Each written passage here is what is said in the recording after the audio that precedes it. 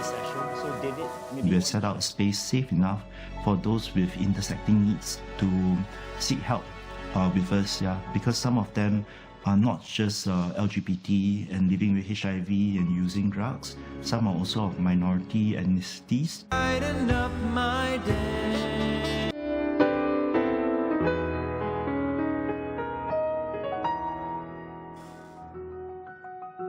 I wake up very early because the whole world is very quiet. I can hear my breath. So I carry that peaceful, quiet mood into my day, and that helps me feel like I'm in control.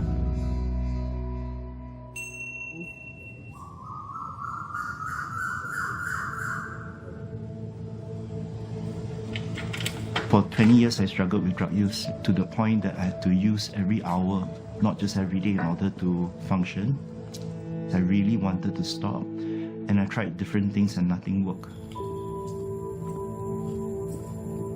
So I was arrested in February 2016, and I spent 6 months in Drug Rehabilitation Centre. And that period of abstinence helped me realize that recovery is possible. So after release from DRC, or 6 months, I was staying with my mother, and I didn't use any drugs. It was wonderful because I got to spend time with her and reconnect. I could share with her my hopes and dreams as somebody who wanted to help others like me.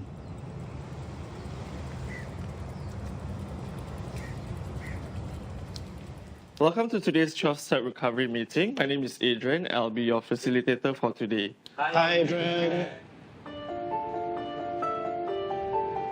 It is completely okay if you're not comfortable sharing your name. We begin every meeting with some readings. Can we get someone to help us read our opening statement? The Greenhouse is a recovery center for marginalized and vulnerable communities.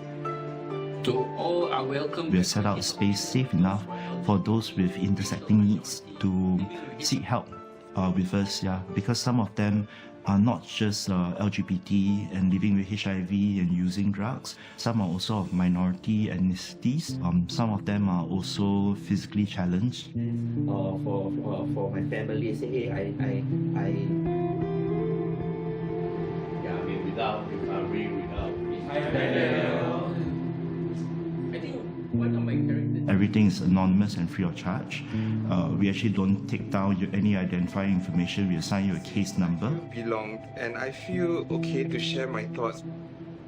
So I grew up in a conservative family. I guess we were always quite close-knit until I shared my sexual orientation with them, and that's when things started to change.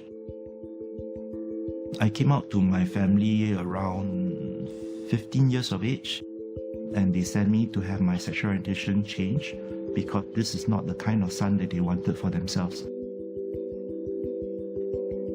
I use drugs because they help me to overcome all these negative feelings, all these stresses. We hope you hear something today that helps you feel less alone and more at home. May I invite someone in the room to help us read the meeting preamble? 12-Step Recovery is a greenhouse program adapted from other 12-step programs such as Narcotic Anonymous, but open to greenhouse clients only and unaffiliated to these programs. Meetings are a safe way to meet others like us who wish to abstain. I was actually struggling a little bit, but I think work is done with a sponsor who is a mentor through the steps. And number 3, our program uses step work to help. please raise your hand to let us know how long you have been abstinent so we can celebrate your milestone with you. Are there any members celebrating 30 days? If not, 60 days. If not, 60 days. If not, Keep coming back. A lapse is a chance to relook at our care plan, to figure out what's working and what's not, so that we can change and try again. During our research studies, we have measured that actually we have up to a 80% success rate for drug use, recovery, abstinence.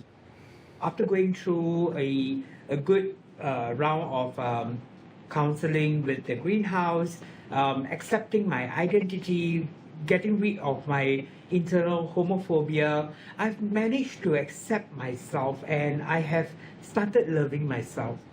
Last week I went to my sister-in-law's birthday party and she wanted to introduce me to the children who came to open the condo door for me. And then they were like, oh, this is Uncle Ben's. Then she looked at me. And immediately I was placed in the situation to answer. And I just said, say brother, you know, because I didn't want to get into it. And immediately I felt like, oh, you know, it was a missed opportunity to just be me. But A lot of our clients have actually gone through terrible things. They have been rejected by the family, bullied in school. Many of them have been physically or verbally abused or even assaulted. When they have faced enough rejection, they start to reject themselves, and that's why they are living in constant pain and shame and guilt. And these are the reasons why they use drugs or alcohol as a maladaptive coping mechanism for this kind of experiences.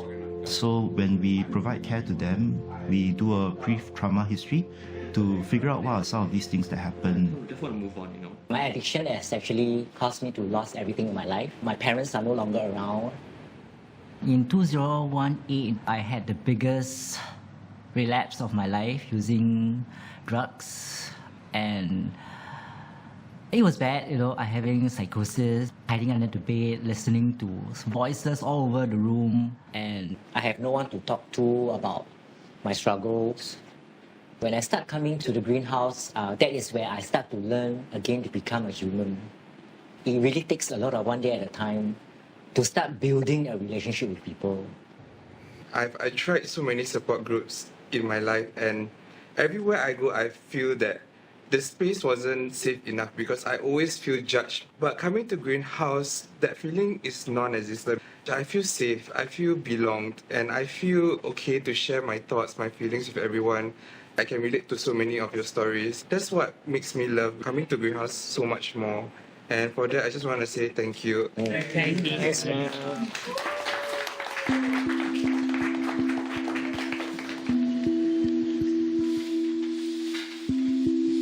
It's very largely. We have seen any new friends?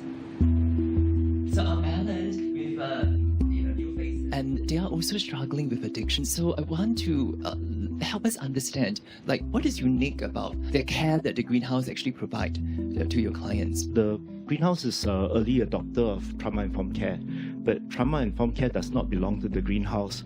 And I always say that at every workshop because I really want to encourage people to be curious about it. Trauma-informed care asks the question, what happened to you rather than what is wrong with you. So when we help the clients, give them this framework of psychoeducation to help them see that these are the ways your body, your nervous system helped you to cope and survive. That then eliminates a lot of the shame that they feel, because then they know that I didn't actively choose to do this harm to myself. And now with that knowledge, with new coping tools introduced, with a loving community around them, they can then make better decisions for their future. Sure. Okay, can I go and find him? I want to... Okay, careful your hand, huh? So with the knife, we just need to cut it off. So my role in Greenhouse is to facilitate program, and then to make sure the center run well, and then also to make sure everybody in the center is following the center ground rules. I've never eaten the fresh ones actually. Yeah, and mushroom. Not every mushrooms, yes. So the way they reproduce is different. So yes. Thank you. I like that a lot because I've met Alaric probably in 2019 in another recovery meeting, and when I met him, I just don't know why I had this special connection with him. And from there, I asked him to become my sponsor to work the 12 steps. And that's where I get to know about the greenhouse. So thanks for helping me out today, because I really have a lot of things to do. must help you. Yes, thank you. So a sponsor is a mentor through the 12 steps of recovery.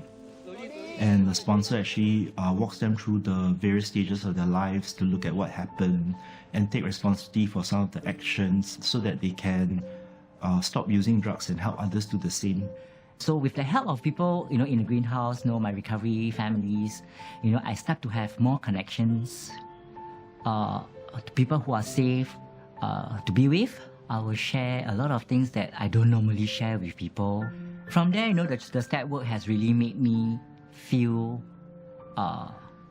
comfortable about myself, especially when I'm able to forgive myself and practice that self-love and not blaming myself of what has happened. And Alaric has always been there along the way, even until now. They've actually grown extremely fast. It's like an explosion.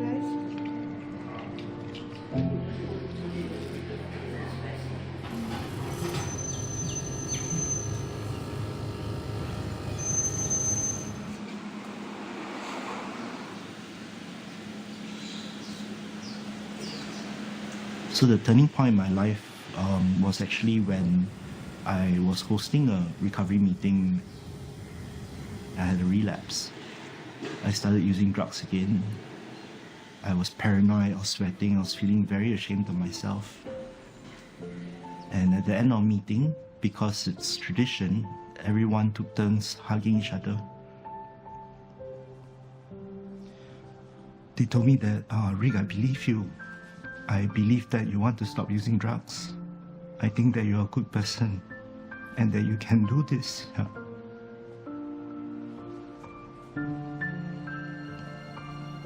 I felt so safe and happy for the first time in my life that I just never had the craving to use drugs again.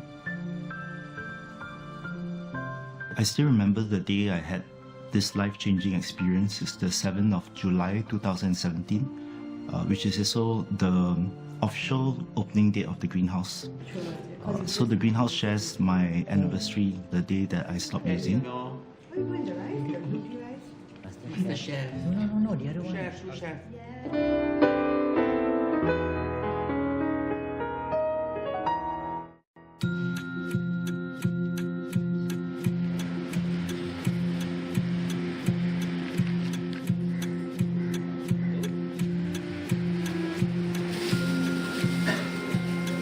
Thanks everyone for coming down today to a certain workshop which we like a lot called Harmony Terrarium.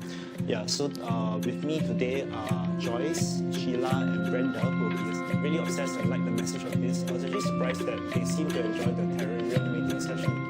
When I set out the greenhouse, I realized that therapeutic horticulture using plant-based activities can help people to have a better mental health, like heal from trauma, outgrow addiction. And what clients seem to enjoy the terrarium making session the most. And some of them said that, oh, I feel like I have a sense of control in my life for once. I feel like I'm co-creating a new life for myself, or that I'm recreating who I am. Yeah.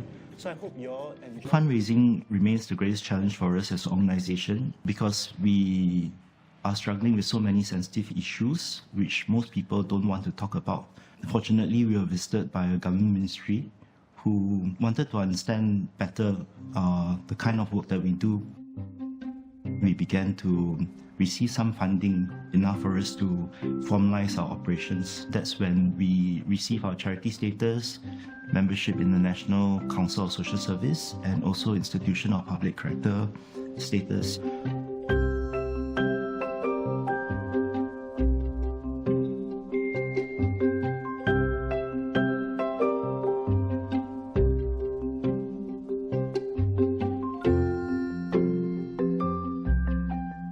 So today, assisting me will be Joy. Hi everyone, my name is Joy. I am currently doing my master's in counseling. I heard about the greenhouse and I was really intrigued by their service and the communities that are served. You can decide how much you want to put. Sometimes less is more. People want to have like preference.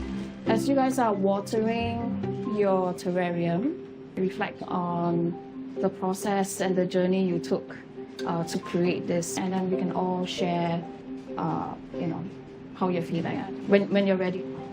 Growing up, I had a lot of ideas and misconceptions of communities not the same as me. And these could be people who are, LGBTQ+, people who have been incarcerated, even people who have HIV, for example. I didn't realize how hurtful and how rejecting it was to be thought of that way. Nobody tells you that in school. In fact, everybody is doing that. And it's only after I grew up, I became older, and then embarking on the Masters in Counselling course I'm taking, I became more aware of all these biases and seeing how rejected and pushed to the margins these people are, which is why I decided to be part of the mission of the greenhouse. Together, I thought that was a really beautiful thing. Yeah, it was really good.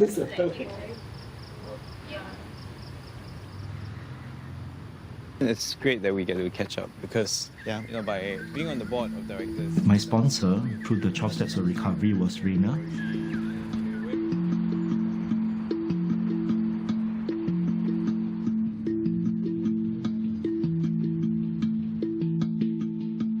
So I went to a rehab in Chiang Mai back in 2013. And that was when I got like my more intensive treatment for addiction and substance dependence. And when I came out and got back to Singapore, my counselor told me that I really needed to be plugged into a support system. But in Singapore at the time, I felt like I couldn't really find people like me. That's when a few people came together to start this group called Lifeline, and Alaric was a part of that group. We started to have 100 people engaged in this whole program. That really showed there was a need in this community. Alaric was also thinking, why not we actually start doing something for people beyond just this support group? Why not we actually start those services here? And that was what the greenhouse started out as being, and it truly is now, right? There are services here, there's a peer support program here, and so on. I remember you telling me that client load has been increasing. There is definitely an increase in the number of people seeking help at our centre.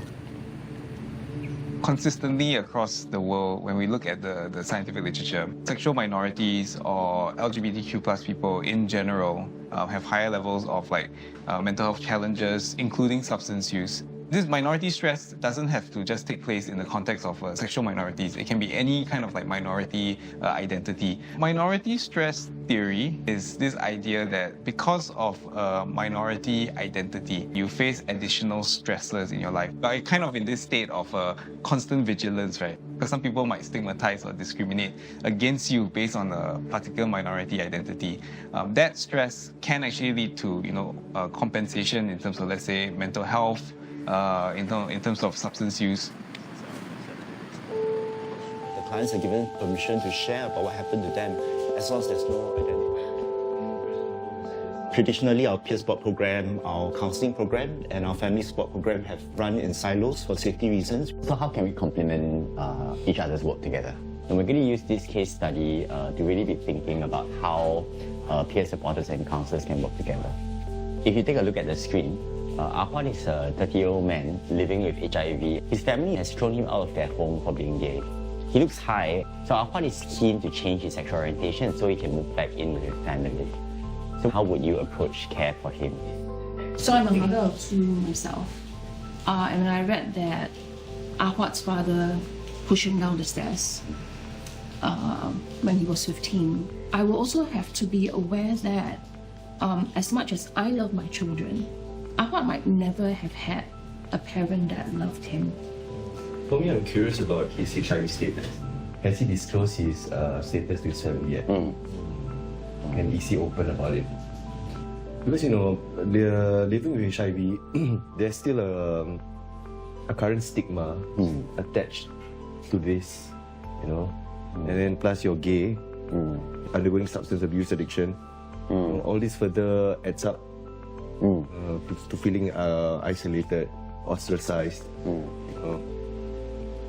I've been a client with the Greenhouse since 2020. When you join a support group, especially like Greenhouse, what it offers is, besides support, is relatability. I'm blessed to have full support of my family, but they don't have the same lived experience. They are not able to relate as much. So when it comes to Greenhouse, we have tons of peer supporters around, tons of mentors. It's easier to make connections. They are able to share care and support with empathy. Is that For a peer support program that leverages your own lived experiences as the key thing to help heal other people, to help other people show, or to show other people that it's okay to be who you are, and that my own experiences in recovery can help you, I think it's a really beautiful experience. We call the volunteers there wounded healers, right? So what happens is that something that I found useful, like from a counselor perspective, if I feel like something should be shared with the peer supporter, I will ask the client explicitly in that session and just clarify point by point and be like, I need to talk to your peer supporter about this issue. What can I say? What can I not say? Then we have almost like a contract between the both of us that this is what I'll share and nothing else. Which gives them a lot of safety and trust in our system. Recently, I took on a peer support. Then you guys gave me a certain guidelines, that this person, he's a bit cautious. He has trust issues. So I think that's very, very helpful for me because had I not come in with the right mental space to tackle the issue, we would have started our peer support journey on the wrong note. Being a peer supporter helps my own personal recovery journey. Recovery is a daily process.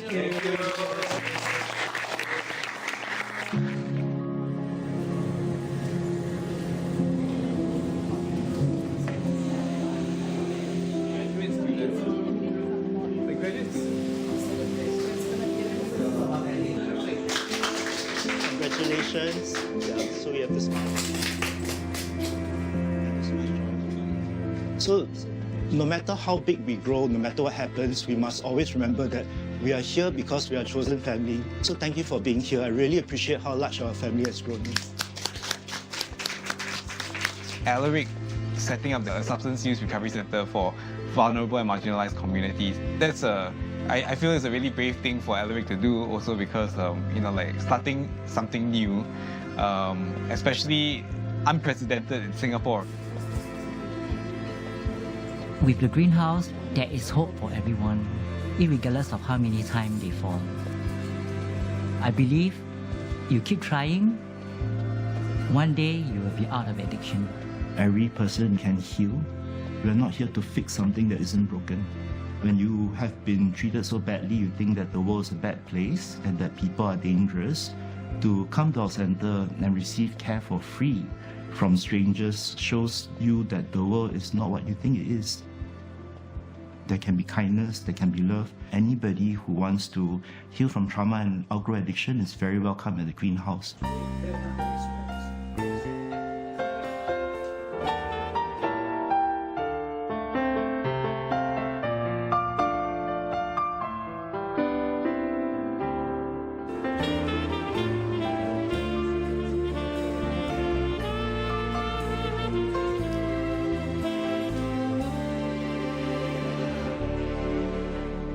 Just when I was wondering who